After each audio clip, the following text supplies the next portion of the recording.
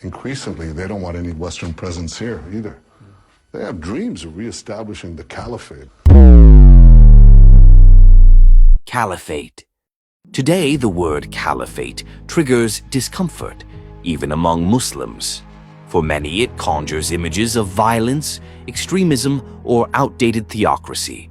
Western media has framed it as a dangerous dream of radicals, while some Muslim scholars and governments see it as impractical, rebellious, or politically threatening. But this distortion didn't happen by accident. After the demolition of the Ottoman Caliphate in 1924, colonial powers, through education, media, and puppet regimes, replaced the concept of Khilafat with modern nation-states, nationalism, and secular governance.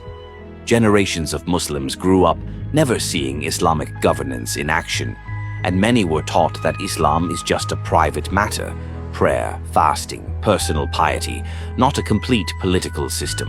Many Muslims have been conditioned to believe that Khilafah is unrealistic, or worse, a fantasy used by terrorists. Some even argue we need education and economy first, not realizing that the Khilafah historically established both.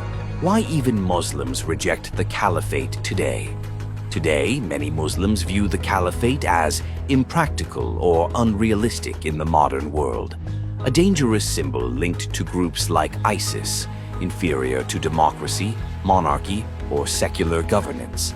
This mindset stems from colonial education systems designed to glorify Western ideologies, state propaganda portraying Islamic activism as extremism, misinformation by scholars who serve oppressive regimes, fear of political upheaval, and loss of comfort. Several modern scholars and influencers played key roles in detaching the Ummah from its political roots. Despite the destruction, many sincere thinkers, scholars, and activists have struggled to revive the idea of a unified Islamic state. These figures include Maulana Maududi, Syed Qutb, Hassan al-Banna, and Taqi al-Din al-Nabhani, but all of them were declared either Khawarij or deviant by traditionalist or modernist scholars who were loyal to their regimes. It is no coincidence that almost every serious advocate of Khilafah has been labeled as Khawarij, deviant, extremist, or even terrorist. These labels are tools used to suppress movements that challenge the current power structures. Whether peaceful or intellectual, any call to revive Islamic governance is met with slander and state-backed hostility. The idea of a unified Islamic state terrifies global powers, and for good reason.